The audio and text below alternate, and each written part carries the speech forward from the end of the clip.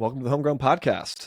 I am, unfortunately for those listening, your host, Joey Hazelmeyer today. I'm with a husband, a father, a Christ follower, a business owner, and one of my best friends in the world. Normally, I have to and get to meet people for the first time on the show, and that is not the case today. Most of our time talking today has probably been unrecorded, which is hilarious. And my really good friend, Danny Barrett. Dude, thank you. Thank you for having me, man. This is, I will do my best to stand in for Liz and be a credible source of literally any knowledge at all. Dude, let's get it real. None of us are standing for Elizabeth. Everyone that's tuning out now because, Yeah, we can pretend, but that's never going to happen. We understand. We understand. Hey, so normally I'm getting to know somebody. I don't need to do that with you, which is kind of fun, but also I would like people that are listening to this to get to know you. And I thought a really fun way to do that that I'm interested in doing, which is why I'm doing it, and here we are, is that would love to recount us meeting and how we became friends. Yeah. And so I'm going to start with like my earliest memories of meeting Danny Barron, and then I would love to hear your perspective as well. So I will happily chime in, dude. I'm so interested. So I remember. So for those that don't know, my family and I, we moved around quite a bit. My dad was a youth pastor, became jobless for a while. We moved to Cincinnati so that my mom and dad could kind of find their way again, because my dad lost his job as a youth pastor. And my mom was a nurse, so she started kind of carrying the financial load for a little while. My dad started a business. Long story short, they wanted to put us kids into sports. Okay. So I always had a foundation early on of wrestling. So I started wrestling when I was really young in Indiana before we moved to Cincinnati. That's where my dad was a youth pastor. And we didn't know what my next sports were going to be. And we moved around so much between then. It wasn't like I was out in the yard kicking around. I mean, and then I lived like in a basement for a while. So it was like we didn't have property to do a ton of hunting and stuff out in Cincinnati. And so we did what the typical Midwest family does and just started putting me in all sorts of sports. And I would say, man, this is where I don't know. You'll know this better than I do because I have a terrible memory. But I did football, which was hilarious. I was terrible at football. It was like hey, you weren't the biggest kid, for those that don't know. I was so small. And so it was like, all right, Joey's wrestling and he's got a lot of aggression. Let's put him in football. And then it was like, Joey weighs like 60 pounds soaking wet. Yeah. So that didn't work, right? Then it was soccer, but the kind of rub there is that soccer season would kind of butt up against some of the early kind of wrestling season. So there was some weirdness there. And then there was basketball. And being a homeschooled family, and we were homeschooling primarily out of necessity back then because we were moving around a ton. We didn't know where we were going to be next. Yeah. Putting me in a school was worthless, right? All right, I'm gonna make a guess here. I think I was probably 11 or 12. Okay, I don't know exactly how old I was. 11 or 12. And I show up to this. It was like a Ronnie Grandison. Yeah. Okay, like basketball camp. Okay, I didn't know anyone. I was completely by myself. I didn't know anyone. I just show up, and you were there, but you're gonna have to remind me. Were there other people that I know now there as well? Ooh, so I think there's probably a lot of guys from and homeschool world in Cincinnati was not huge. You were doing it by necessity. For my family, it was very intentional. Mm-hmm. And my mom was grounded here. She was kind of the homeschool contact locally. If people were considering homeschooling, at least in a certain segment of Cincinnati and families, they would say, hey, you need to call Susie Barrett and talk about what she does, what curriculum they do, why they do it, where they play sports. And at the time, you could not play public school sports. So homeschool sports were a big deal. Once you got into the high school age group. But at this point, people were still I was probably playing for Little Miami. I played a year of Loveland basketball. Oh, wow. But at that camp, like basketball was my life. And you were rolling in. This was not your life at all. This was you getting chucked in there. And I'll never forget until the day I die. You rolled in some sick Jordan 1s, which at the time were wildly expensive and sweet shoes that I would only dream of having. And I was like, man, this kid is wearing those shoes, but he is not good. Oh my gosh. The best part about that is I didn't pick those out for basketball. Right? I don't think we've ever talked about pure swag, casual style. This was growing up in Indiana, my brother Luke was a big Pacers fan, right? So he would watch Reggie Miller. Me being and I still am this way today. And there's no like real like animosity that I have towards watching sports or people that watch sports, but I just never could get into it. Yeah. I could never sit there and watch basketball. I was like suffering. And Luke was like all about it back then. He was like cutting off white t-shirts and like writing, I think it was number 11, Miller on the back. 31. I clearly don't know anything. And he would make, his Reggie Miller shirts. And so therefore, because, Luke, my older brother, liked the Pacers. You obviously had to take the other side. I took the Bulls. Yeah, there you go. Because it was like, I want to be just the thorn in everybody's side. And that worked well based on the Bulls' track record after that. You won every time. just so happens I picked the team that was really good, right? And so, I mean, I was really young back then, but I mean, like 4 or 5 years old. I remember watching the Bulls play the Pacers, and it was a big freaking deal. And I was like the only Bulls fan, right? And McDonald's antagonist really is what you were. Dude, McDonald's did a side note, a like special where there was like a Bulls and you get like these like Beanie Babies that were like Chicago Bulls inspired. And I was like all hyped. I would like come out there with my Beanie Baby, right, ready to rock and roll. Anyhow, and so when we got to Cincinnati, and then once my dad started like making money, it was like a big deal to make money because we had been like big broke, like big broke. Yep. And like living in a basement with spiders, my dad has no job. We were selling corn outside. And if you haven't shared your disdain for spiders, it is oh my gosh, larger than anyone's I've ever met. You hate spiders. Dude, I'm not a big I think that's why. I think I was traumatized. I think that's what it is. That checks out. I think, just living with them and you're like, dude, I'd find spiders in my drawers of my dresser. That's pretty bad. Can you imagine that? That's pretty bad. Like you open up to get a nice fresh shirt out of your dresser and there's like like not just like a like a wolf spider, something that's like made for the basement. That's not good. Anyways, so I remember my dad taking me to the mall, right? And I was like, oh my gosh, the mall. And he literally walked me into a shoe store and was like, pick whatever shoes you want. And it was like the biggest. I mean, again, it's not like this was my whole life. We weren't just like this is like a core memory because it was different. This was like I get to do this thing, and it was very special. And I picked out. I was like, I love these shoes. I love Michael Jordan. I'm gonna get those.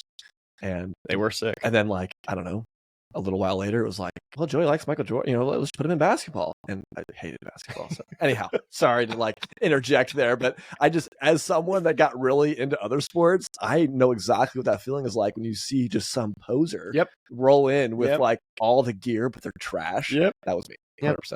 Big poser. You stood out because you were so small. Like I need to reemphasize just how tiny you were compared to everyone else at our age group. So that, for those that don't know, you rose from the ashes for sure. Yeah, it's genetic, man. Just being short. It was.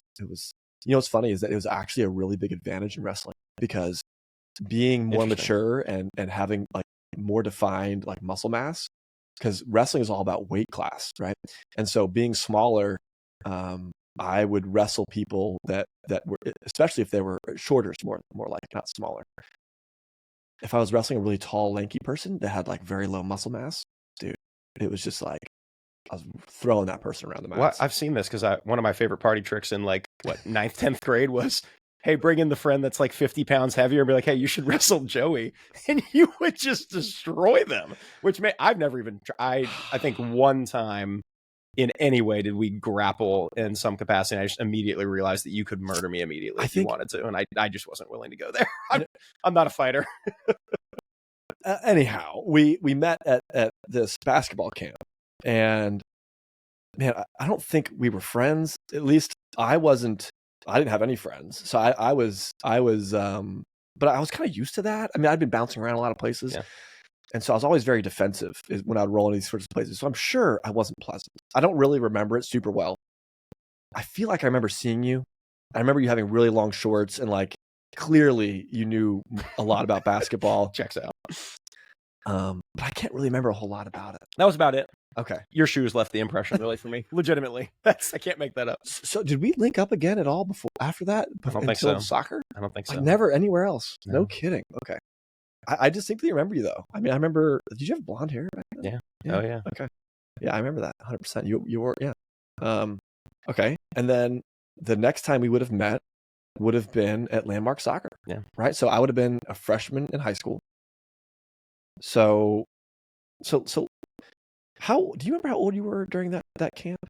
I was a sophomore when they started that team. That's Landmark. Landmark, yeah. Oh, that camp back then. Oh, dude, we were we were 10 or 11. Okay. 9, 10, 11. Okay. Yeah. So I was probably close. Yep. So then that means that it must have been, what, like 4 years? At minimum. Until Landmark Soccer? For sure. Okay, so you were a sophomore in high school, Yeah. starting Landmark Soccer. Again, roll in. I hadn't played soccer my whole life. I was a wrestler, right? So my dad was a wrestler. I was a wrestler. I had a ton of energy because wrestling will keep you very fit. And I just am an energized person. And I was very, ADHD typical back then, right? Dude, we just talked to your daughter upstairs. It's familial. It is genetic that you have this much energy and you passed it right along. So congratulations. So now I've talked way too much. You tell me. So Landmark Soccer, Joey Hazelmeyer, go.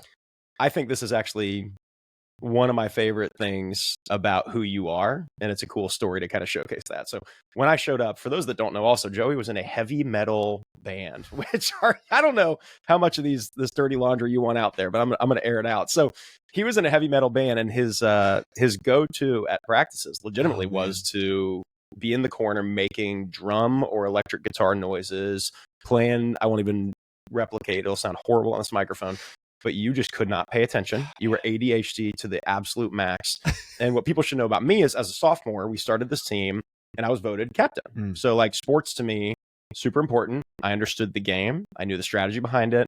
I was going to give it everything I had. I was going to work on it at home. I was in shape. I was respected.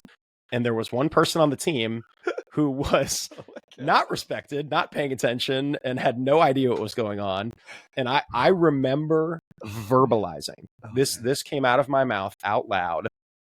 I wish Joey wasn't on this team. He's a distraction. Was an exact quote. That was an exact quote from me as a sophomore and a captain of a team. My freshman year, that's not just like, that was factual. 100%.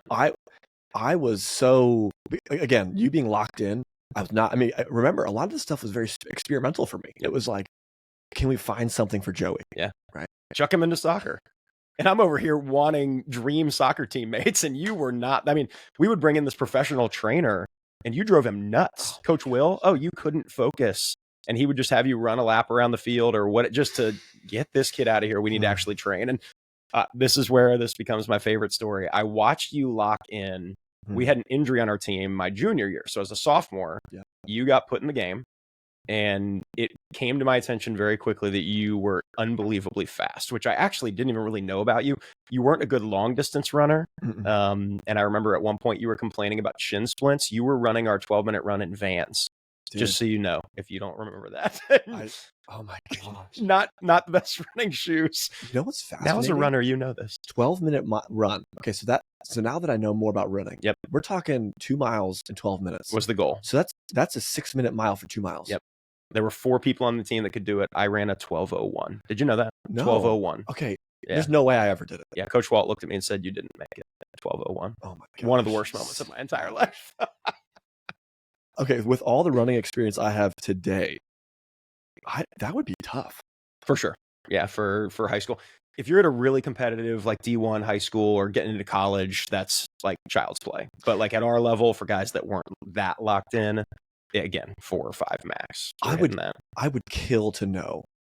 Now, again, with how I run today, what I was capable of when I was like peak college soccer. Yeah. I would kill to know. Terrifying. I have no idea. Literally terrifying. Could I have hit 2 miles under 6 minutes? I don't know. Oh, at your peak college? I imagine I could. Please. But like, I never, you know what I mean? Like I don't have the data. Yeah. Yeah. Well, let me get people from one to the other, because you just mentioned that you played college soccer, which is not where we were your freshman year of high school. True. So my favorite thing about Joey is the unfathomable and unbelievable commitment that if he puts his mind to something, it will not just be done, but it has to be done the best. And I remember very distinctly when you got at least started using, in my brain, it was purchased, but there was a soccer goal that got put in your backyard. And that was a game changer. Oh, yeah. And I will reference your brother Kyle, who at the time loved video games and Mountain Dew, which I'm sure the homegrown folks are big fans of Mountain Dew. So he would sit inside and do that. And when that soccer goal went in the backyard, there was a pretty dramatic shift in your family away from Call of Duty and Mountain Dew into Joey and Kyle play soccer in the backyard 3, 4, 5 hours a day. And friends come over and then we play. And you went from not even having what's called a touch in soccer. If somebody kicks you the ball, it would just bounce off of you, to having some of the most disgusting, in a positive way, foot skills and touch ever. And you went from that sophomore year where you were just sprinting fast and kicking the ball out of bounds, which is exactly what we needed on defense, to then into your junior year, one of the best goal scorers I'd ever played with. And into your senior year, when I had graduated, you were the captain. You were looking at college soccer opportunities. And for those that don't know, you've turned down D1 college soccer opportunities. I know. Again, this is the kid that had ADHD that I said I wish he wasn't on the team. It's an incredible story, and I wish I could like crack the code for that for my own children as well. Because I don't know if I understand it entirely myself, but there was definitely something that happened in me. And I'm going to use this term, I don't know if it's real or not, but like the sense of ownership of like, now I have responsibility to perform, because it was Andrew Leffler that got injured. Yep. He was right back. 100%. And it was like, put Joey in there because we're desperate. Literally, yes. And if we're honest, Andrew Leffler knew way more and was more capable. He'd played for years. It was his thing. Yeah. But I had him on speed by like a mile. Yeah. Like it was not even close. You had all of us on speed by a mile. So I think I ended up going back to sweeper at one point for a little while. Yep. Just like when he healthied up, you didn't get taken out of the lineup. You like worked your way into. It's like you were back there then. You and Chitwood would play back there after that. Yeah, that was freaking good times.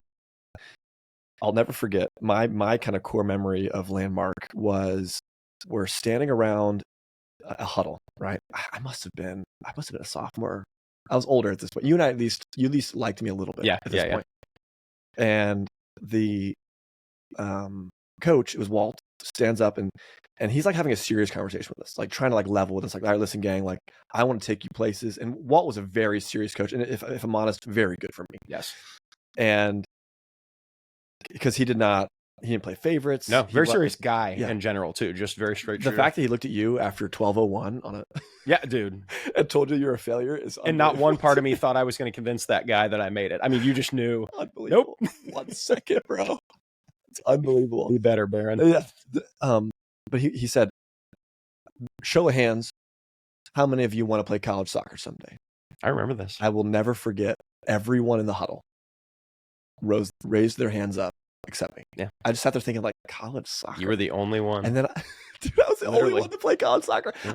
It's burned in my brain. I can never forget it. That's not actually entirely true. And inevitably Seth went on to play college, right? Yeah. I'm saying you're the only one that didn't raise your hand. Oh, yeah. You were, literally. I remember that moment as well.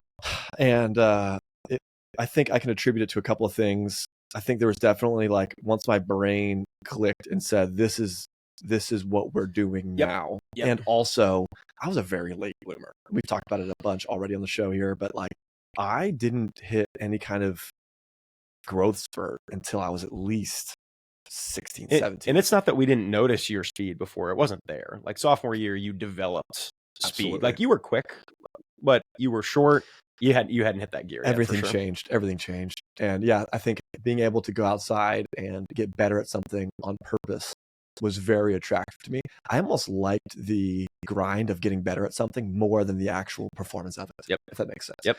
So like going outside and getting really good at foot skills and shooting and juggling. And I used to take a soccer ball with me to vacations. It was with me everywhere I went. And then like showing up to a game time. I wasn't like game time player. I guess you'd say. A lot of people are like game time players. Like they don't do anything outside a game, but like they show up and they make it happen. Yep. And I'm going to make it happen during game time because it becomes so second nature. Yep. It's all I do. It just flows out of you at that point. Yeah.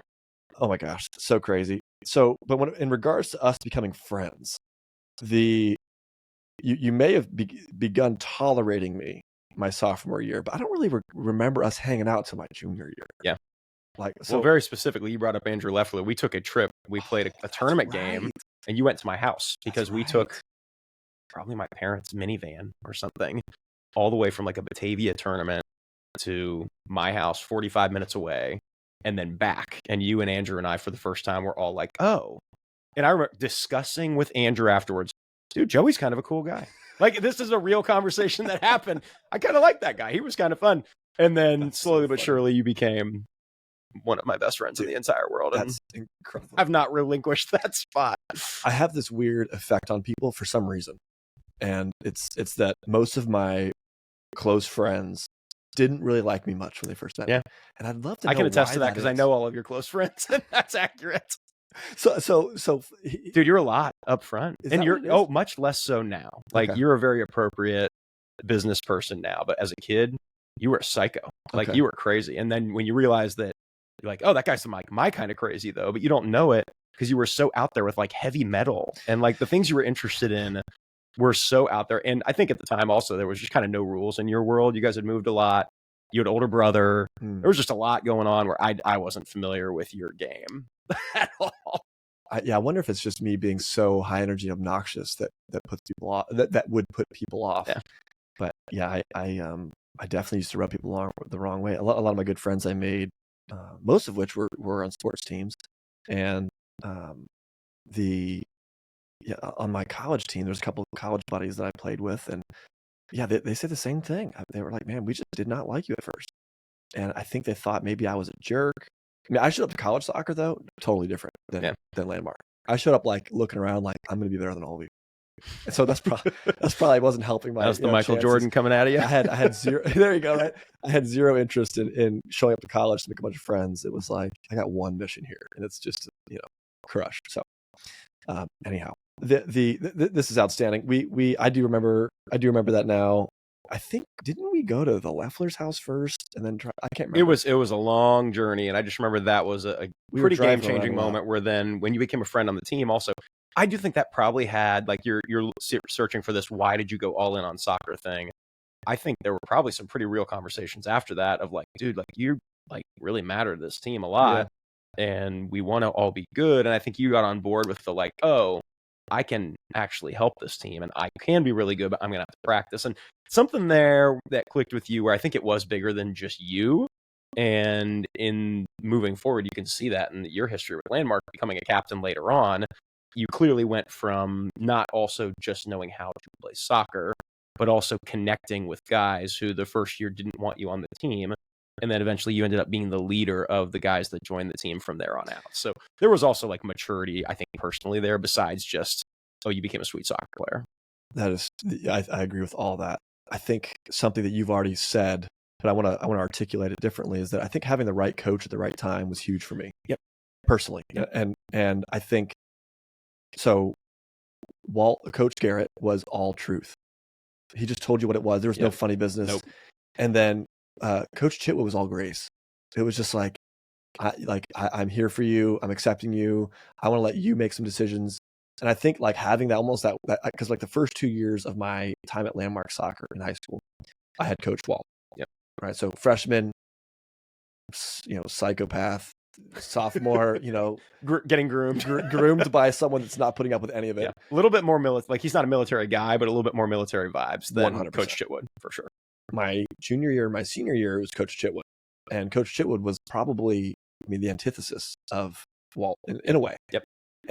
But an incredible guy, and a big fan of both of them. But he was very high grace, meaning like you make a mistake, he wanted to come talk to you about it and be like, hey man, you're good, like we all make mistakes. Whereas Walt's like, dude, you jacked it up, like you're getting out, get on the bench. Yeah.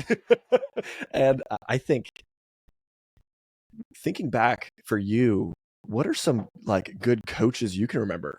I mean, obviously you were there with Walt and Chitwood. Do you feel like you had a similar experience? Oh, you mentioned, and it was earlier for me, and I think it's why I operated the way I did at Landmark.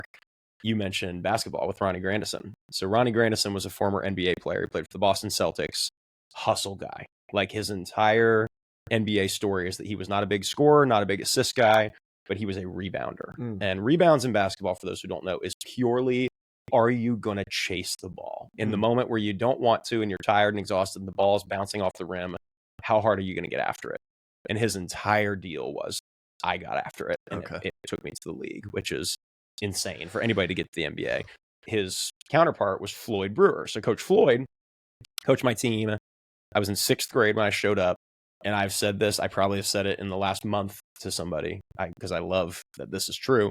I showed up on his team as a little boy And 2 years after playing 2 years of junior high basketball on his team, I was a man. And Coach Floyd was the one that challenged you to step up and take the charge, meaning if an offensive player is barreling down the court that's way bigger than you, the correct defensive move is to stick your chest in the way and just wear it like a man and get drilled, almost like a football play. And if you didn't, you were on the bench the rest of the game. I mean, it was zero tolerance. Coach Floyd, my favorite memory of him now, not at the time, he would put us on the line to run, and he'd pull out a magazine, and we'd start running, and he would just not even pay attention. He would just read his magazine. He'd look up and yell at you if you were slacking, but we would just run for 20, 30, 40 minutes. I mean, just absolutely nothing like that in my life before. That was a homeschool kid without any really hard experiences like that outside of like fun sports, and occasionally a coach tells you to run for 45 seconds and you get in shape and it's fun. This was different. And that for me was the Coach Garrett. It was more military style. And if you made a turnover in a game, you would look over the bench and you knew he would be pointing at someone and they would come in for you. I mean, it was, we don't make mistakes and the expectations are sky high. And to this day, I feel like my work in real estate, I feel like my history and other jobs, I feel like getting through college and school, like ability to do hard things goes back to a 6th grade basketball coach. That's and so it feels crazy to say that, but I'm the biggest believer in sports. And I think now, if I zoom out really quickly for you, just to kind of give a contrast, my wife was raised in a family that was very entrepreneurial. It was known from age 0, which you have an age 0 right now. You will grow up in this family and you will start a business. You will work in our businesses. You will understand business, and that's going to be our thing. In my family, I gained all of the same skills and mindset and hard work ethic that they got from entrepreneurship in sports. And those two correlate now. Being married, like we both have the same understanding of hard work, what it takes. And we have a million different stories, examples of how we've gained the character to actually be able to do hard things. And it's cool to me because from a parent perspective, and I'm the parent right now of a 10-week-old, which is crazy. And he will be your son's best friend, which I'm so excited about. And their names are very close, which is dope. Same letter. So with my kid, it's really cool to know that we can love him and that there are a million different ways and things he can be involved in to still grow up and be an incredible Christian man that has integrity and is faithful and is willing to do hard things. And if he doesn't want to play sports, we don't have to make him play sports to do that. And if he hates entrepreneurship and wants to be a doctor, we don't have to make him be an entrepreneur to do hard things. And I think there's so much freedom in that. And I think it's really cool that we're created that way, where there's so much creativity that can flow from different people. And there's not a right way to do it, but there is a high standing character and integrity way to do things. And that can come in all different categories. So I got way sidetracked there. No, but it's just cool. Cause I think with our story, Joey, to be honest, taking someone, if you asked my family, Joey had subwoofers in his car growing up, guys. So when he would get off work from IHOP at 10 p.m., I knew he would be in my driveway at 10:31 p.m. And my family knew it too, because when he arrived, you could hear him on the street. I mean, this man was blowing up the back of his car with the bass, and you could feel it in my house when he pulled in the driveway. You think I'm exaggerating? It was a couple 12s back there. I mean, it was so. When Joey showed up, I say all that to say my parents never thought you were the guy that we were going to be tight, and that would be in any way a good thing for either of us. Amazing. And God was like, no, like that is not happening. So instead, I feel like I've watched you grow and change in so many ways. And now as an incredible father, an incredible husband, and an incredible business person that I really respect. And Joey runs a very respectable business here in the Cincinnati area. And when people think of the living room, it is a positive experience. And it's something that at the end of the day, it comes from a service mindset, and your whole team is that way. And that has to be top-down leadership within that organization. You can't have people that show up and don't want to serve, or it's not going to work. And if you're not willing to serve, they won't follow in that way. So looking at it now and seeing who you are today, anybody could be like, of course, Joey and Danny would be friends. But that's to funny. Have gotten where you are, and for me to be where I was and get where I am, it didn't make sense in 6th grade the way that it does today. It is so funny. That's a great way to put it. If you would have looked at our trajectories early on, it was almost like we might cross past each other, like maybe. Yep. Right. But like, we're not one basketball camp and that's it. See you later. Yeah. I love the coach factor and you talking about this idea of showing up a boy and leaving a man. I want to drop a pin there because I'm like, I think for men specifically, right? We're talking about men. I can't speak for women. That's kind of the point here, right? We're talking about man stuff the best we can. I think having a mentor in your life at different stages of your life is pivotal. 100%. And now that I have a son, this stuff is hitting me like a wall of bricks, right? Because it's a wild thing to think back as I was growing up. That's why I loved recounting all this. And I know it seems like I just wing it half the time. I do plan these things out. You know, it's like, you know, I'm carrying the soccer ball around with me, you know what I'm saying? Yeah. But this idea of having a mentor, and what I wanted to ask you specifically, because you're so wise and it's so funny. You're praising me like I've got good things going on, but yeah, I could write a book with all the cool things that you've done and you are doing, and we'll get to that at the end when we kind of shout you out. But this idea of a mentor for a man specifically, I want to leave that open and let you react to that first. How you feel about it, at what stages of life should a man seek this out? Yep. And then I think we should just talk about it. And I think I'm going to just plug this and then I'll move on to the man part. I think everything I'm about to say, I believe is true for women also. Okay. So I'm going to throw that out there. I don't think man/woman, let's go with the biblical term man here, just all inclusive, are designed to do life alone. I just think community and who you're with, it's just an age-old statement, right? You're going to become like the 5 people that you hang out with the most. But I can just tell you right now, when I showed up to Cedarville University as a freshman at college and not a single person knew me, with like one exception of another guy from our church, I took with me, and I've said this a lot, our friend Will's demeanor, your sense of humor and the jokes that you would use in high school, I stole as my own and took to college. Ben Linden's hard work ethic. I mean, there was just like all these things that went into who I was because of the people I hung out with in high school. Playing basketball with Joel Leitner and his dedication to basketball is similar to yours with soccer and just doing hard things. And so when I showed up to Cedarville, people thought I was hilarious. I was using your material, bro. I mean, it's just 100%. So that aspect of it is critical who you hang out with, and especially at 16, 17, 18, 19, 20 years old. Oh my gosh, dude, the amount of change and figuring out who you are is so critical. And I think for me, the role that number one can't be replaced is a father who cared and loved me, and had really hard conversations with me. And also, I grew up in a family where it was very open. The discussion was going to be about any topic. It wasn't going to be awkward or labeled weird or unacceptable to bring something up. It was, we're going to be able to discuss these things because life is hard and things are going to come up, and we still love you and we're going to forgive you. And I remember even certain situations where I'd be doing donuts in a parking lot and mess up one of the tires, and like have to come to grips with the fact that I was going to own that and tell my parents instead of tell them, oh, the tire went flat.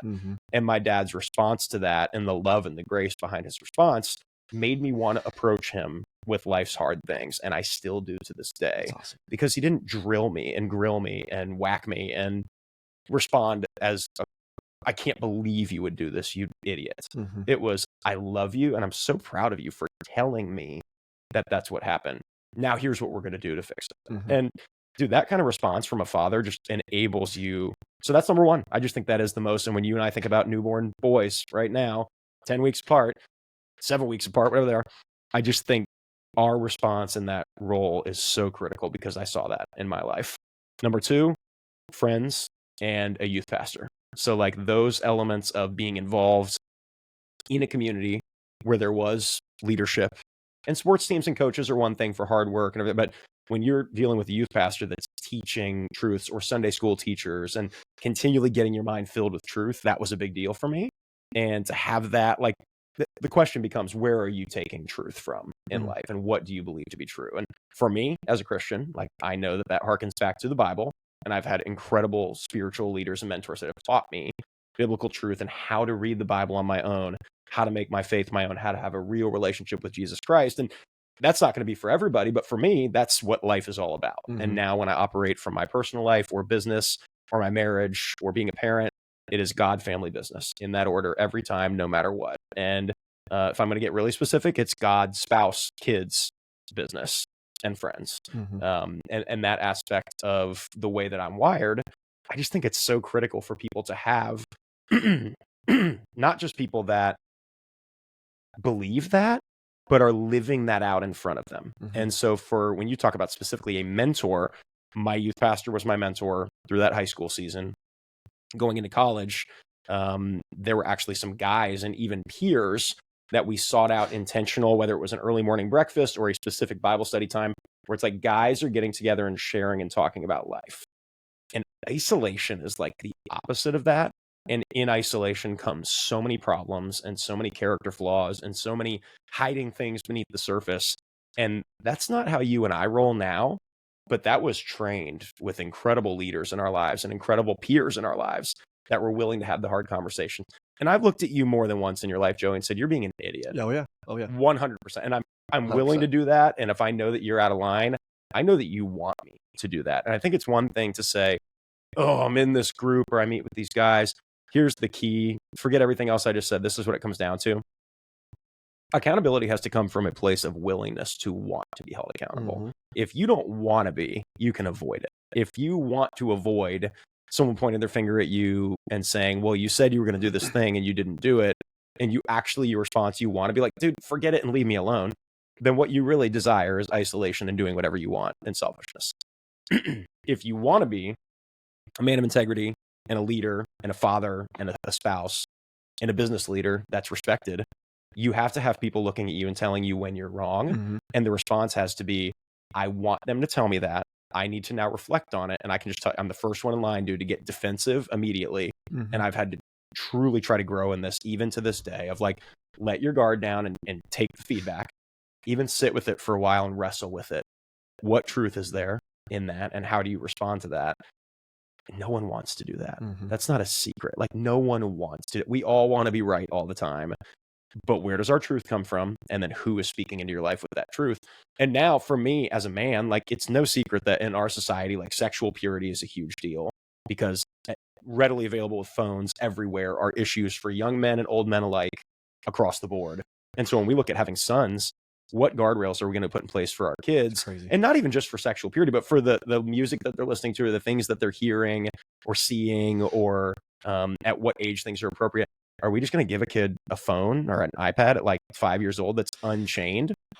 Not a chance for me. Yeah. So does that mean we're going to live under a rock? I actually don't think that's helpful either, because when a kid comes out from under a rock, they go crazy. Oh, yeah. You've seen the rebellious, revolting side of people as well. So I think for us, it's just having wisdom and navigating, what do we want to do for our families and what's wise in that? And you do the best that you can do.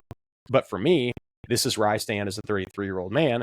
I have promised my wife, even before we were married, I'm not going to go a season for the rest of my life without a weekly standing meeting with either a mentor or a group of guys, where a part of that talk is accountability. A part of that talk is, are you reading scripture? A part of that talk is, how are you serving your wife and your kids? And a part of that talk is, are you staying fit? How are you eating? What does that look like? And in all of those things, that could be a one-on-one mentorship, Joey, or that could be a group of guys. And I specifically during COVID, I had a group of 4 of us that met at 6:30 or 7 a.m. for the entire year of 2020 when things were crazy, on a Zoom call. And I remember it was awesome. By the end of it, we finally got to start like meeting in person and hanging out. But one of the coolest things that's ever happened to me within a group of guys was the scripture memorization and the encouragement and sharing each other's testimonies and life and difficulties and sin messing up and just mistakes we've made. And also the response to that being like, dude, I love you. Like, thanks for sharing that. Like, how are you going to combat that moving forward? How does life look better for you and for the people around you now? So mentorship or just accountability in any way, I think it can be a group. I think it can be individual. For me, I want both. And I think as a leader, it's incredibly important that we don't isolate ourselves. And again, I think that's universally true for men and women, if I had to put a pin in that conversation. I dig that a lot. And I love your answer. I have nothing to add, but I like to talk, so I'm going to. I'm in a group similar to you. I think mentorship, the reason I brought it up, I wrote this down. I was like, I want to talk to Danny about this. He's more wise than I am. He's ahead of me in years. He's done this longer. Very old. I've looked, he's like ancient. I look up to you a lot. And so like, I have learned a lot of things from you. You have held me accountable a number of times. You are a mentor to me in a lot of ways.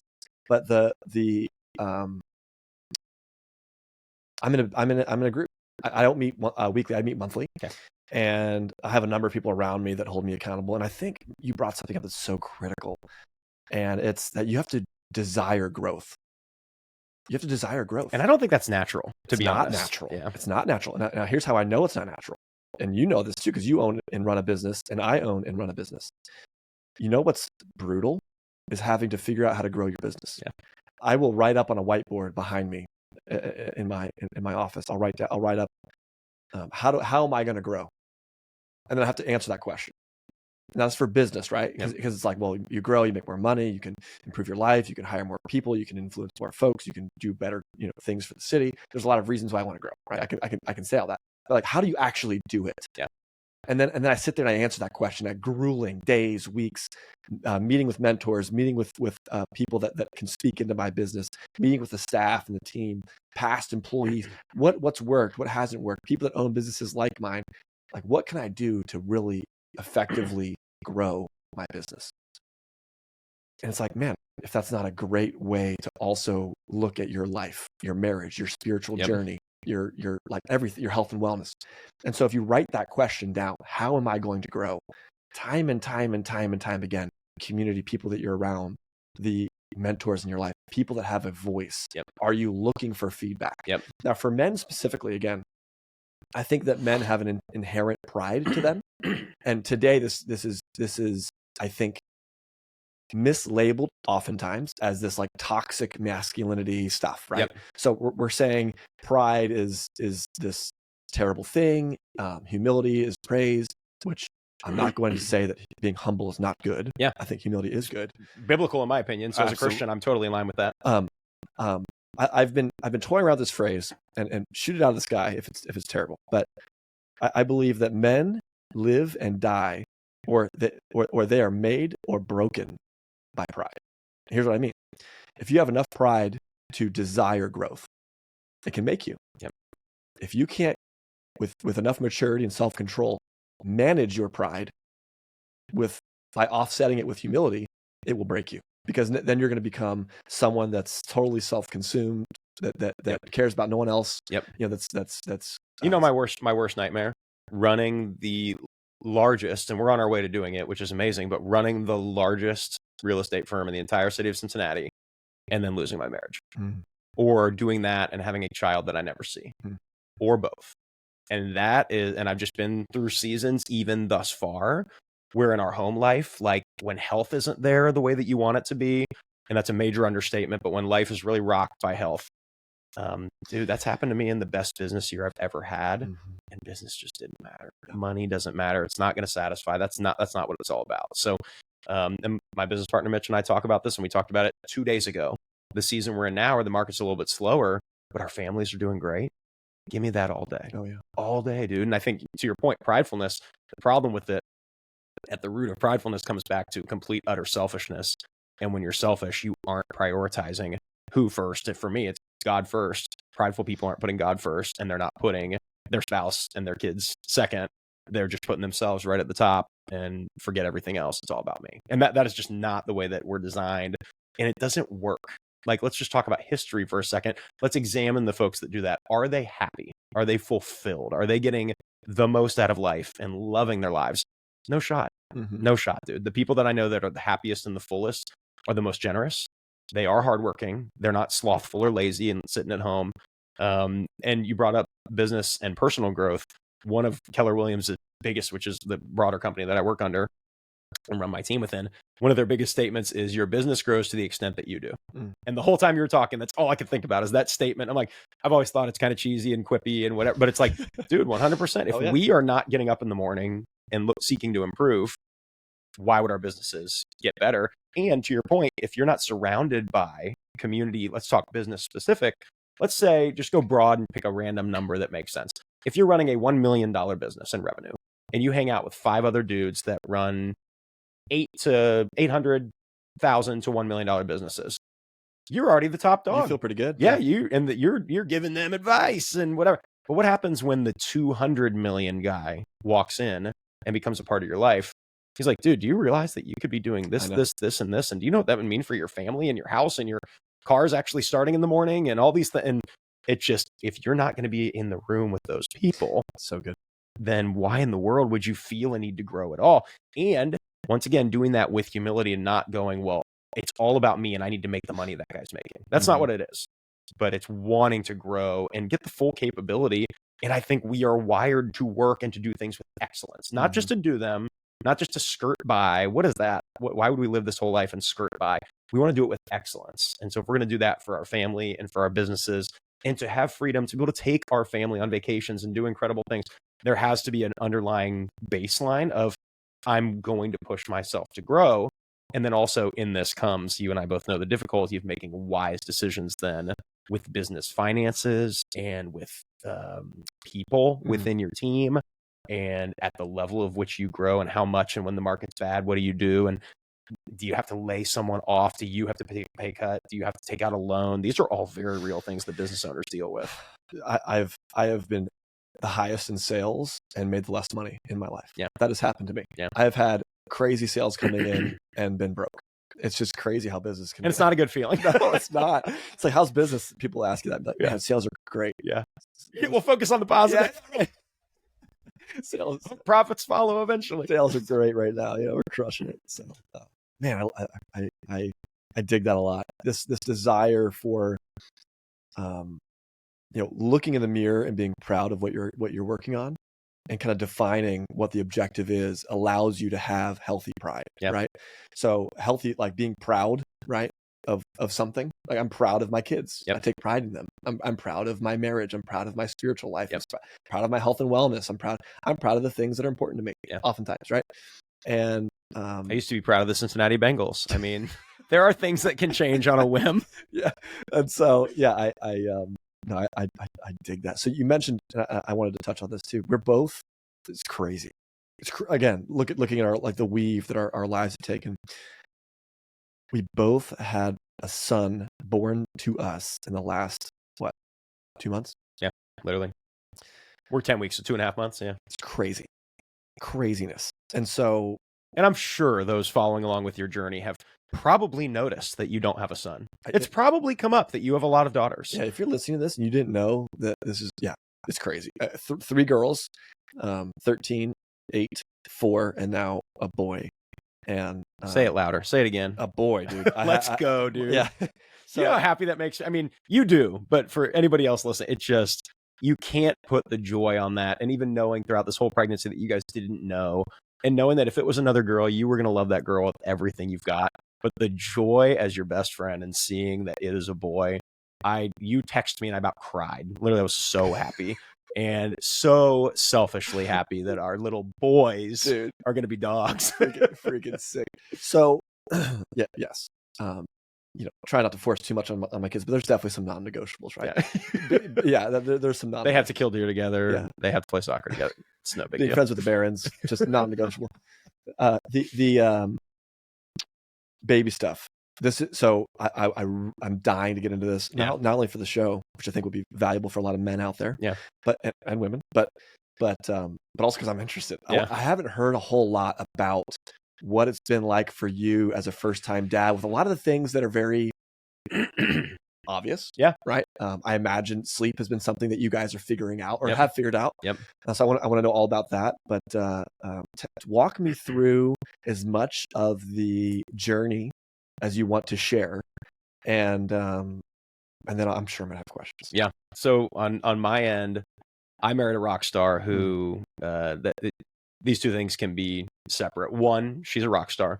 2, when she was 16 years old, her parents had their last kid. So she was present for her youngest sister to be born. And I think she's told me before that she spent the first 2 weeks in the same room as that little girl. Wow. I mean, hospital all the way to being at home, sleeping on the floor for 2 weeks in the same room. I'm just all in, which was kind of like motherhood practice round 1 for her. So I married an unfair advantage in a woman that really understands and watched her mom. And she has 6 other siblings, so there's 7 of them total. And in watching incredible parents raise incredible kids who, again, very entrepreneurial and wildly successful in so many of their own rights. And it's awesome. I married into the coolest family ever, which is cool. That does help. It does. But also a wife who's a rock star and understands what being a mom was going to entail before it happened. I was not blessed with that same Like, preface. Hey, neither was I. So Yeah. any men out there listening, hit us up, on it. Yeah. Let me know if you were blessed with that. Yeah. I'd love to know how that happened. And I think from my side of it, I've gotten to watch you and I've gotten to watch other close friends in my life be dads now for up to 13 years. I think you actually have the oldest that you've parented that it was like, okay, before that, being a dad was not. People weren't buying houses and having kids at our age. So at this point, I've watched in segments of hours at a time my friends be incredible fathers. And I've taken notes on that, and I not literal notes, but in my head, you better believe I'm watching and I'm seeing the interactions, and I know which of my friends are really good dads, and I'm really proud of those guys because it matters a lot. Oh yeah. And just purely based on my faith alone, it matters a lot because family is just such a critical element of the household. And I just think for me personally, the things you couldn't ever have known without sitting down and being like, take me through your entire 18-hour journey at the hospital the first time, or take me through the home birth process from step A to Z over the course of 2 days. And so my number one takeaway legitimately is my wife is just insanely awesome and is such a rock star. My number two takeaway was, man, my friends have been through a lot. Like, I didn't realize what they saw and went through. I rolled into the hospital and held babies after they were born of my best friends and thought, wow, wife looks pretty good. He's here. They're going, they're doing well. All right, baby's born. There you go. Yes, she pushed and out the baby came, and here we are. Now you realize the insanity of that time frame leading up to a baby being born and the unfathomable dopeness of the woman giving birth to that baby. And for me, I can't not say this. I cannot see a child, my child, be born and see that happen from a perspective of this child didn't exist, grew in the womb, watched my wife grow for 9-10 months, have this baby. And the first thing I thought was, how in the world could I not believe in an intelligent creator that designed this? Nice, yeah. That doesn't just happen. And that for me is just such a no-brainer. So I have to say that because I wept when my child was born, just wept. And I didn't think that would happen.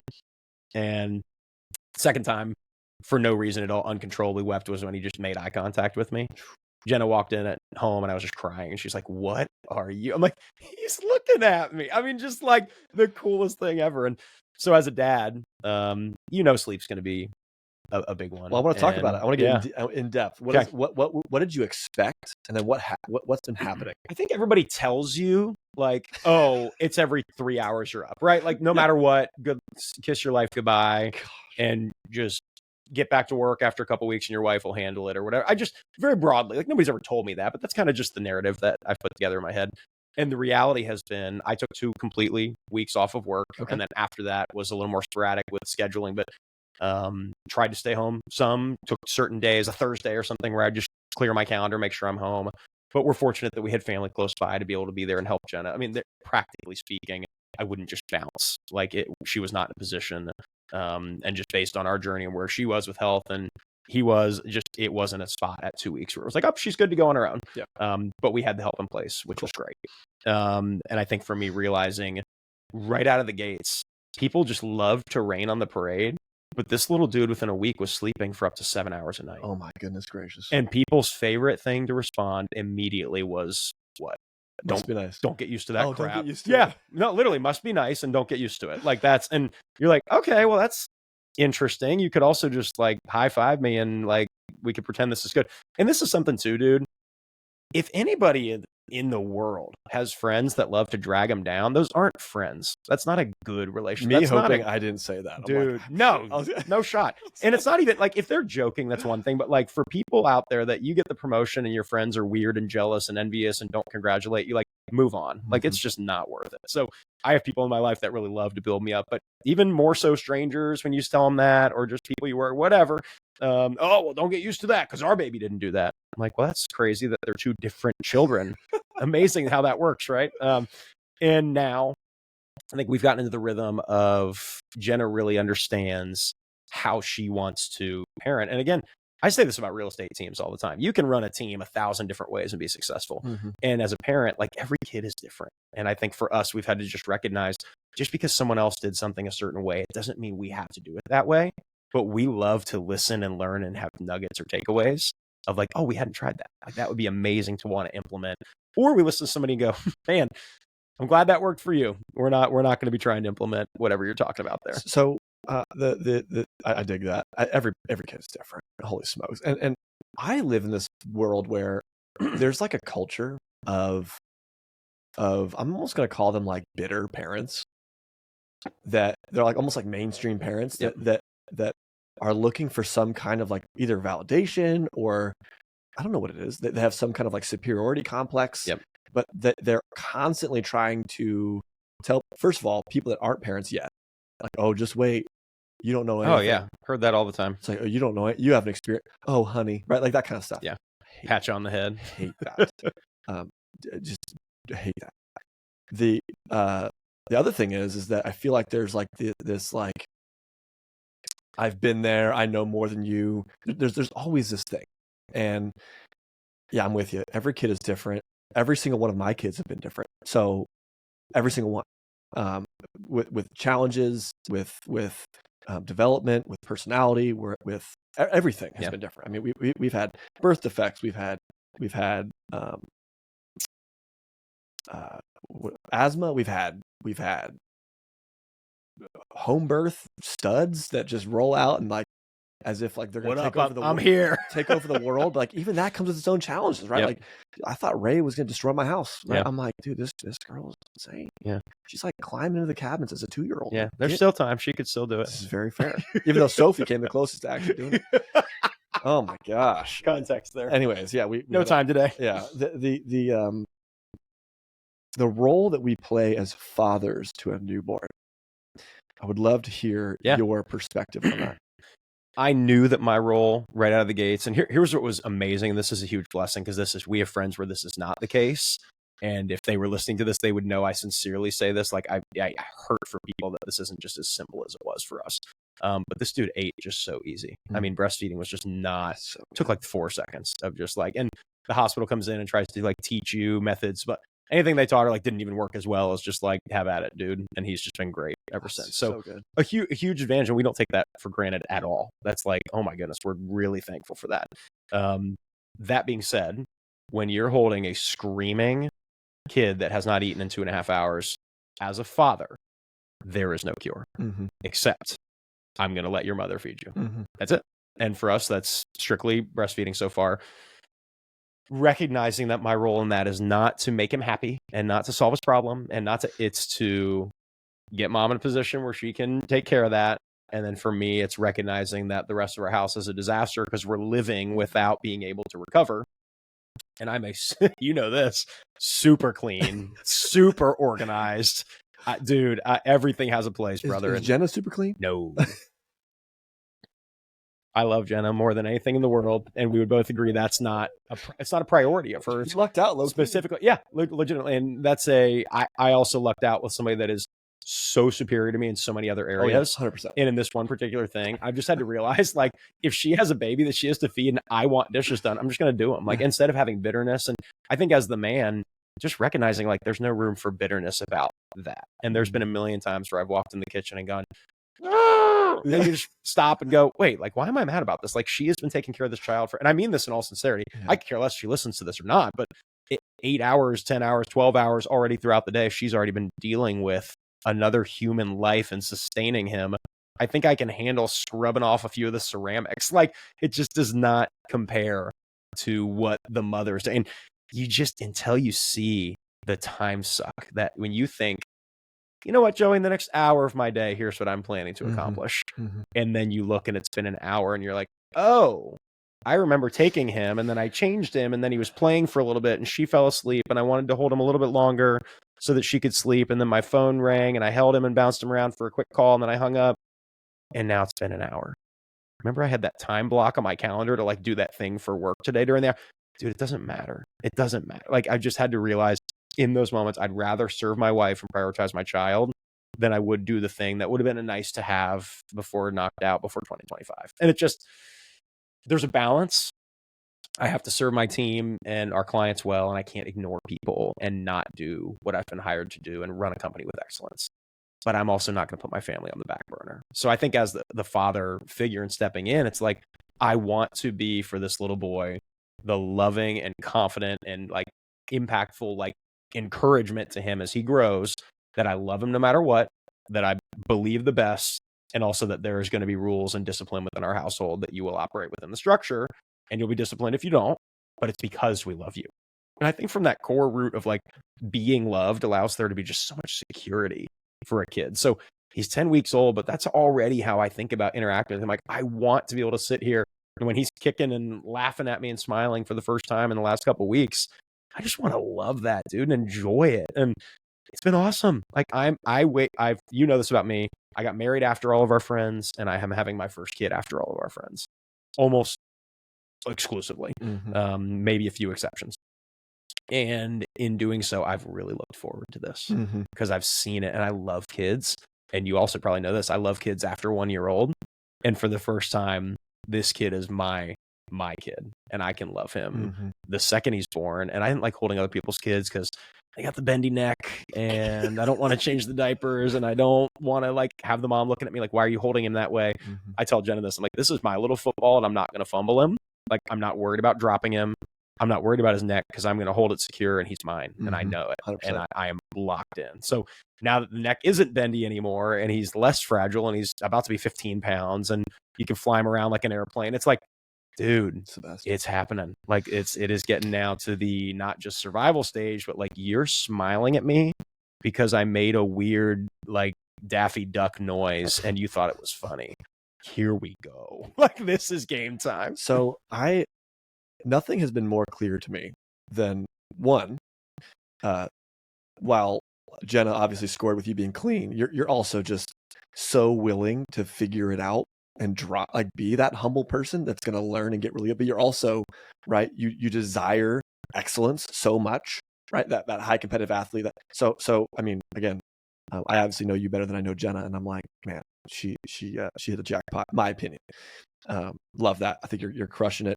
The me entering back into newborn phase is hilarious, right? You've been out of it for a while. I've been out the game for a while. Walking in, be very transparent here, and people are going to laugh at this, right? My wife, she'll listen to this, she'll laugh too. And I was expecting to roll in just like a thug, like I know exactly what I'm doing. Newsflash, I'm like learning it all over again. And then like all kids are different, and I'm not an expert. And the one thing that I feel like I have been able to retain, or not retain, but just articulate out of my very varying experiences of newborn phase as a father, because I think newborn phase specifically for fathers is weird. Yep. You feel very powerless. You can feel extremely useless, which can be very frustrating. And almost like it can kind of make you angry, which is so weird. It's like, why am I getting angry right now? I should not be getting angry. I'm doing 1,000th of the amount of work, and I'm almost flying off the handle right now. And my wife is just like calm, cool, and collected. Just like, it's very odd. Fathers and men out there like me, I feel like my responsibility is to really just not let myself get in the weeds. That's it. It's like, what? Like, rise above it.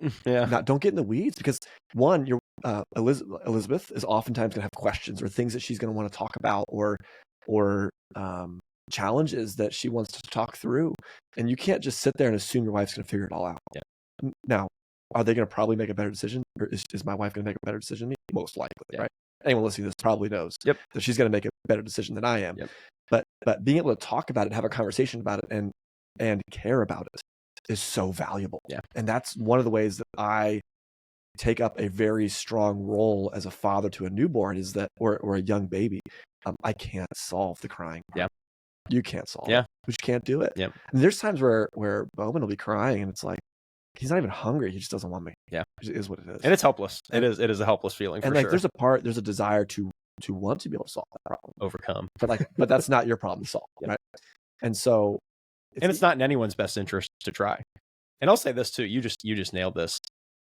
For the mom, like I don't know if all dads feel this way. I would hope that they would. My wife is going to have preferences that are strong about children. And it doesn't make her always right or correct. But I am going to go out of my way to lean into her preferences, because for the most part, she is with this kid all day. And if she wants to structure the feeding schedule in a certain way, or the sleep schedule, or not have one at all for either of those, and she's the one that is going to be dealing with the quote unquote repercussions of that, and there's no science that we're going to be harming our child in the meantime, then you would call that a preference. And I know somebody might write a book saying that I'm crazy because everything they write in their book is the opposite of what I just said. But I just think there's going to be individual children, individual parents that need a certain structure. People where they're both going to work every single day are going to need a different setup than someone with a stay-at-home mom. 100%. It's just going to be different. 100%. And so I think realizing, and the humility aspect of it is just saying, and I'm not perfect at this, Joey, but I want to be, is I want to let Jenna drive a lot of those things by letting me know what her preference is. And then we can align on that, and then stepping up. And then some of her preferences, and I think most people would say, like, you don't want strangers kissing a 4-week-old baby, right? Dude, we're both pretty chill guys.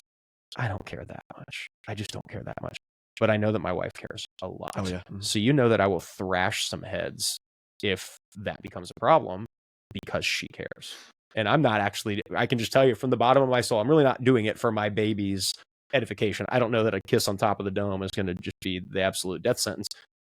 It's probably not the best idea, but also I'm pretty chill about that. Because my wife is not, I want to be there as a leader and step up for her and say, no, this does matter to us. And it matters to us, not just to her. I'm not going to point the finger and say, well, she wants it done this way. This matters to us. And I think that's part of the role of being a new dad, is being just willing to say, it's not just the baby. Actually, quite the opposite. It's really about supporting the spouse. And that is the sleep. That is the changing. Something I can do to help, right, is the 3 a.m. change. Hit one of them last night. And we're not, by the way, still doing 7 hours a night every single night. It's probably more in the 3-hour spurts now. And that's going to change. And there's going to be regression. And there's going to be nights still where he crushes 8 hours. And we're like, dude, that was amazing. How do we do that again? Let's live today the same way we lived yesterday and see what happens. Replicate. But for me, like, I know that I can step up. And in that moment at 3:30 a.m. where no one wants to do that, I try my absolute best to be like, if I'm awake and cognizant and know what's happening, like, grit it, sit up, and let it rip. We have a lot of conversations, and I've even found it valuable for us that I have a flip chart in our house. We'll bust out the flip chart, and I'll be like, let's talk about it. Let's build a strategy of tactics. What are we going to do? How are we going to solve problems? Hazelmeyer. So, dude, and it's awesome because what I'm trying to do is create alignment, but also really honor the things, not like manipulating and honor, but like truthfully, truly, earnestly honoring, because like I have to actually care, not like, hey guys, this is a secret, man, like you want to make your wives feel good. 100%. This is like, no, can't be doing that. You've just got put in the game. It's authentic. Andrew got injured. You're put in the game. You have to go make it happen. So go make it happen. And so I'll bust out the foot. I'll be like, okay, let's talk about some things that we're dealing with right now, right? And so very, very openly, Elizabeth has posted about this, so I don't feel bad talking about it. It's hard for us as a married couple that have been in rhythms, routines with children. Elizabeth is currently sleeping in the room with the baby. Okay, it's only been 3 weeks, right? But there's a toll that changing rhythms can have on your marriage, for sure. So Elizabeth and I are regularly talking about how can we ensure that you and I, our marriage is strong, even in a time where there's a person in this house right now that is 100% dependent on you. How can we do that? And we'll talk about it. And then we'll try stuff that doesn't work. And then we'll try something that does work. And then we'll try that same thing the next night and it doesn't work. Right. But like that's what I feel like my role is. Is keep the ship moving forward. Show your wife that we're making progress. Honor the things that she's working on and show that this is our focus. And then again, I'm submitting a lot. It's like she's going to make a decision, and it's like, Roger that. That's what we're doing, right? And I love that. I think, and there's also protective moments where the decision is going to be made, and there are certain moments where you have to lay it down and just say, that's actually not best for you. I need to protect you because you're going to overexert in serving someone else when it's not the moment to serve someone else. It's the moment where you're going to get really sick if we keep this up, and we need to stop exerting energy. You already have a little life dependent on you, and we can't go do that thing today. And if that's pushed back on, then of course you want to handle that in a peaceful manner as well. But I just think we're also protectors, and sometimes just because we want to help or go above and beyond and serve, I've had to learn that there are seasons in life, and sometimes it's okay to protect your family and for your spouse to protect themselves and to empower them to do that. And I don't do that perfectly by any stretch, but I want to be aware. And I want Jenna to truly believe this. And I think she does. When I say, hey, I don't know that that's in our best interest today, she knows it's not because I don't want to do it. She knows it's because I actually know, hey, like we're kind of getting to the edge of our rope here and we can't really give more. This isn't going to go well. And I think that's part of the role. It's recognizing and knowing someone so well and loving them enough to be like, hey, like let's pump the brakes for a second and focus on you, which is hard when you are sustaining another life and your spouse is looking at you saying, well, how can our marriage be good? And it's like at the core, like, is the mom doing okay? Like, let's start there. And if she's doing okay and sustaining a life and the marriage is going well, that's a win for everybody. But there could be a daily juggle of which of those three things need the attention today. Because if a baby gets sick, all of a sudden the priority isn't like, how's our marriage doing today? It's like, how do we get help right now? So good.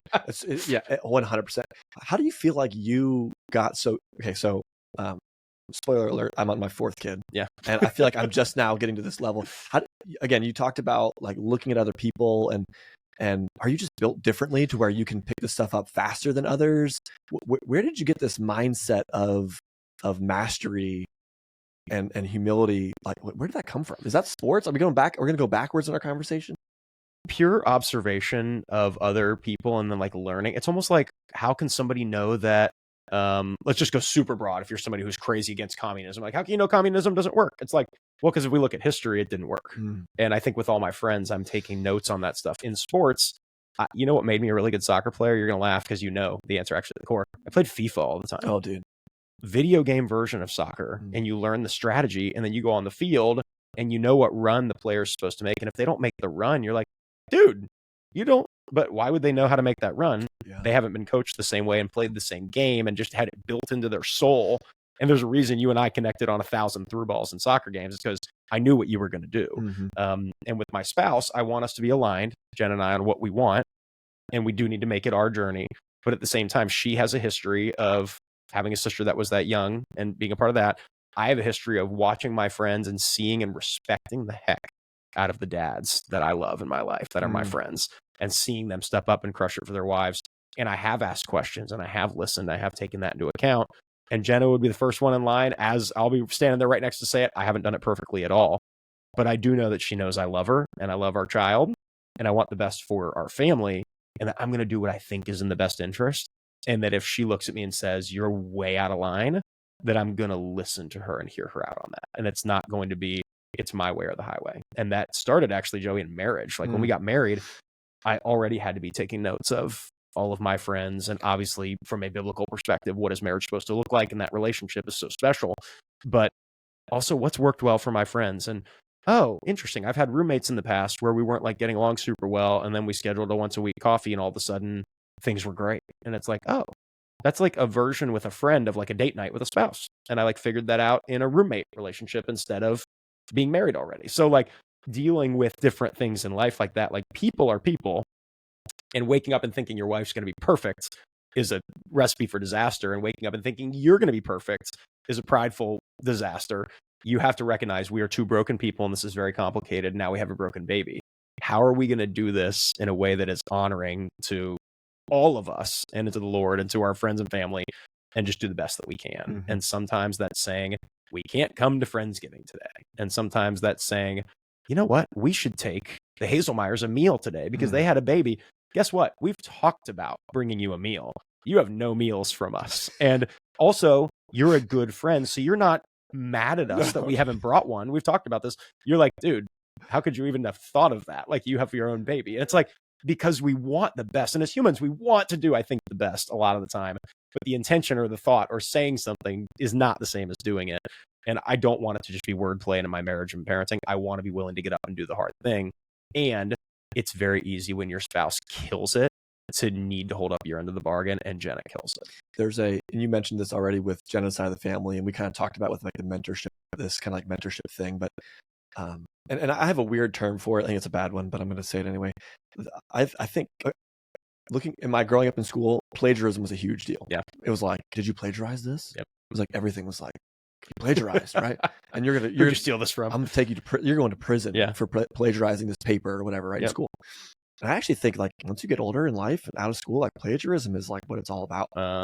It's like, dude, I basically plagiarize all the things I do in my marriage. It's like, well, so-and-so does this little prayer with their wife in the morning, and then this person does this, and they seem to have that works out, and like, they do that, but I don't know if I want to do that. And it's like, so then you're kind of like cherry picking from the people around you. We both do this in business too. 0 questions asked. All day long. And it's done in sincerity. It's not like, oh, I'm going to steal that thing and make it, see if it works. It's, I'm going to do that because I see the heart behind it and I see that it's working. And if we can make that our own and do it in a special way that's meaningful to us or into our business, then that would be incredible. And you tinker with it. And we call it red light, green light. You try something, and if it doesn't work, you slap on the red light and then go try something else. I mean, it just, there's an element specifically of, in my industry, it's known as R&D, rip off and duplicate. And it's like a known joke that like all realtor, there's only so many ways a realtor can market themselves.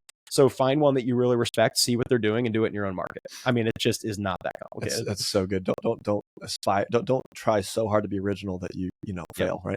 The reason I bring that up though is that I think that mindset, once you kind of identify or crack the code on intentionally living. And I don't want to go more specific than that, because I think there's a lot of ways you could once you crack the code on intentionally living in a biblical way, or investing in your spiritual life, or like truthfully, intentionally, not just like, well, I go through the motions. It's different, right? There's this earnest desire that happens. And once you kind of crack the code on that, it just spreads like wildfire. And then you'll find it like springing up in different areas of your life. And what I would say is, once that starts to happen, you really should cling on to that and let it go. It's like, wow, I really feel something is wrong right now. I have this newborn baby, and I'm just using us in this example over and over again. Like, Elizabeth and I aren't connecting like we should be. So it's like, I'm going to go do something about that. Okay. Right. And I keep saying that. It's not like we're having marital problems. Everybody chill out, right? Relax. This is normal. We're very happy. And probably very tired. And that is also, you're just navigating life. We are very happy. But I just, even like the smallest twinge will occur, and I am going to address it. Well, you're a perfectionist. You want your marriage to be perfect. You want your business to be, we both operate that. We want excellence, right? And like busting out the flip chart, talk about how we can, and it's like, my wife doesn't look at that and be like, dude, he's so annoying. It's like, man, he is like dedicating his like CEO brain to our marriage right now with 100% enthusiasm, effort, like creativity, and like it's all there. And then I'll straight up hold like accountability. I'll be, hey, listen, by the way, like something we need to talk about is like, if we wake up early to spend time together, because the night times have been really hard, like we need to make sure that we had this conversation last night. It was like, hey, we get up early and I make coffee. We can sit down. We can share, what's going on, what's working, what's not. But then, we have 3 other children, and then they infiltrate. And it's like, well, what should we do about that? I'm like, well, I think that what we should do is identify moments of time that are adult only. Well, I don't want to ignore our children. I want to love them. Yeah, me too. But you know what? We got to put our mask on before we put theirs on. You know what I'm saying? You and I have to be right. And then we can take care of, Ruthie that wants sausage. Right. We can do that then.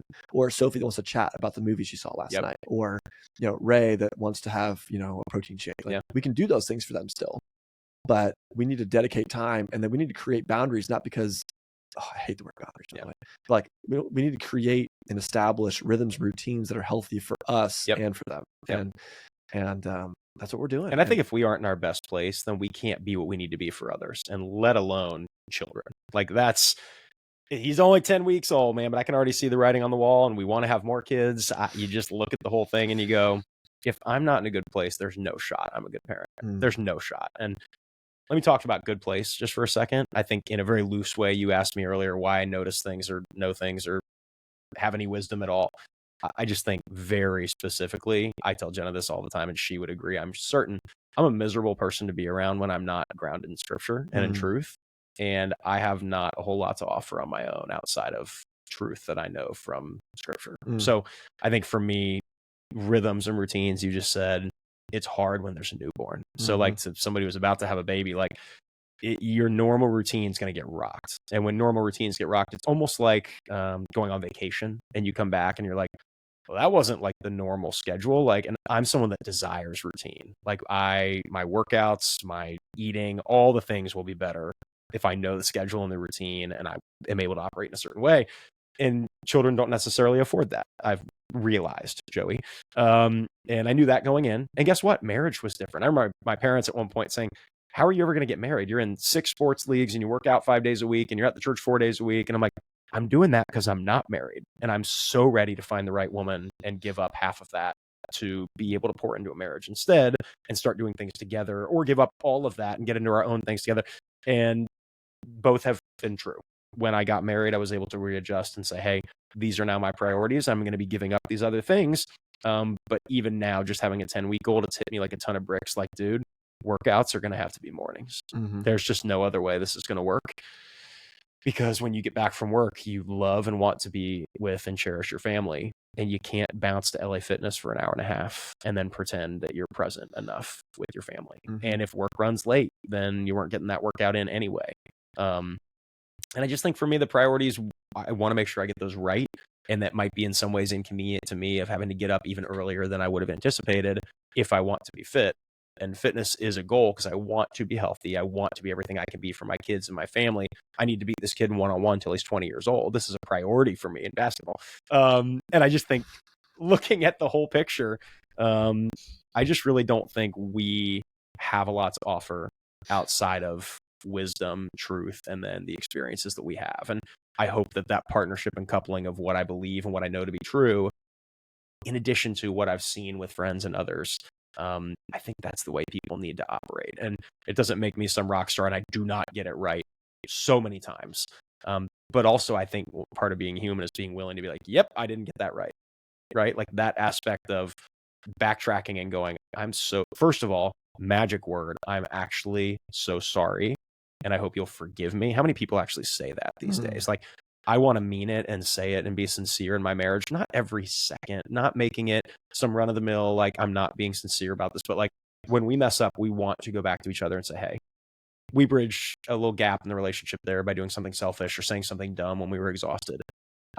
I need you to know that I'm sorry and I really hope you'll forgive me. And I want to have a really good day today. And I know that I lashed out at you or whatever, because you will not be perfect. There's no shot. No one is. That's just not how this earth works. Not to mention, go ahead, modeling that for your kids is crazy. 100%. I mean, and my parents did that. And I think that's why that bleeds out of me. I apologize to my children way more than I'd like to admit. Yeah. And I'm just being honest. It's like, I've seen you do this 100%. I make crazy mistakes. I can have a temper. I can straight up, I am far from perfect. And then immediately I'll be thinking in my brain, like, man, this is a great opportunity for me to, 1, show how imperfect I am to my children. Yep. 2, honor them because I was not in the right here. Yep. And 3, like, they're probably going to make mistakes that I'm making someday. And if anything, in this moment of my mistake, I'd rather at least help model how they can address this. What their response should look like. That's it. Or could look like. Yeah. Right? Yeah. Ideally. Yeah. So anyhow, Danny, this is outstanding. We've been talking for forever right now. And quite frankly, we could talk for another 10 years. We got to hang it up at some point. Yeah. I'm going to land the plane here. And what I want to do is I want to shout you out as much as I possibly can. You already mentioned real estate, being a realtor in Cincinnati, in Kentucky, right? Yeah. Well? Kentucky, Dayton, Cincy. We'll do it all. The Barron Group. But where can people find you that you might want them to find you? Yeah. First and foremost. So if you want them to find you, yeah, great. Yeah. But where can people find you? Where can people, if they want to get in touch with you to ask you more questions, and or work with you as a realtor? Yeah. So people are what make me tick. And I've said my dirty little secret about being a realtor is I don't care that much about houses. I have to know a lot about houses to protect the people I love that choose to work with us. So it's awesome. Like, we are a top 1% team in Cincinnati, Northern Kentucky, and Dayton now, which is mind blowing. We sell just under 200 houses a year, and that's grown in the last 6 years. So just the credibility behind what we do. I know there's a lot of realtors out there. We're doing this thing and building it the right way. And that's not because I'm dope. That's because our team is incredible. And I've been blessed to surround myself with, and Mitch has hired on and surrounded us with incredible people. So we're big on Instagram at Barron Group KW. My personal page is at Danny_Barron_. There's some Danny Barron out there that already took the original handle. Sure. I know. I got to pay him out. That's probably, I would say, the number one spot YouTube where we're kind of interacting. YouTube channel. We're big on highlighting Cincinnati as a whole. So that's Barron Group Media on YouTube. That's been a whole new wing of our business, really to attack and get to know people that wouldn't know us otherwise. Of those 200 houses a year we're doing, 125 of those people already know us, and they're our friends and family we work with, and we're really thankful for that. Another 50 are the people that they referred to us, and then the extras on top of that are going to be a couple random strangers that found us. And we're trying to pour into that more with just content about Cincinnati and how awesome this city is in Northern Kentucky, online. That's been a fun journey on YouTube as well. So that's a good follow. So if you've watched us on YouTube, or if you're watching us on YouTube right now, think of the Barron Group's content as just like 100 times better than this. Well, we hired a full-time person to do it, so he's pretty legit. We'll shout Nick out. So someday, Elizabeth and I are going to invest heavily into YouTube, and I wish we had done it sooner. And we were talking about that even before we jumped on here, but man, it's been so cool to see your guys' content come out. And you guys have just a stud putting that stuff together. It's such good content. It's so interesting. The information you guys are providing with the credibility that you have is so valuable. And so definitely go check out the Barron Group's YouTube video. We'll link all this stuff in the show notes here. So go hit that up. Go hit Danny up. Ask him all the parenting needs questions you have, just because, quite frankly, he's obviously got a better grip on it than I do. Been an unbelievable honor for me to have you on the show for a number of reasons. One being that, man, you're one of my best friends in the world. So cool to one, blot out time. We're both, I would just say, like, ridiculously busy. Yeah. And to sit down and just chat for a while. So it's just been fun and awesome for me. It's a great time for me. We don't get to do this very often. But then also, man, the impact that you've had on my life has been crazy. I mean, even just going over that story and just, we kind of glazed over some of the times where, Joey was maybe not quite there totally. And man, talking about community, talking about mentors, talking about what men can do to improve, be intentional, and grow, and finding awesome people around you to help you do that. And man, Danny was one of those people for me. So, oh my gosh, I would not be the man that I am today, the husband, the father, the Christ follower that I would be without someone that is that $200 million business as a man in the room for me, and that's the end. So super stoked to have you on today, and yeah, man, thanks for coming down. Thanks for coming out. Thanks for having me. Super honor. And again, I don't even belong in the same room as you and Liz, so this is great. Until next time, friends.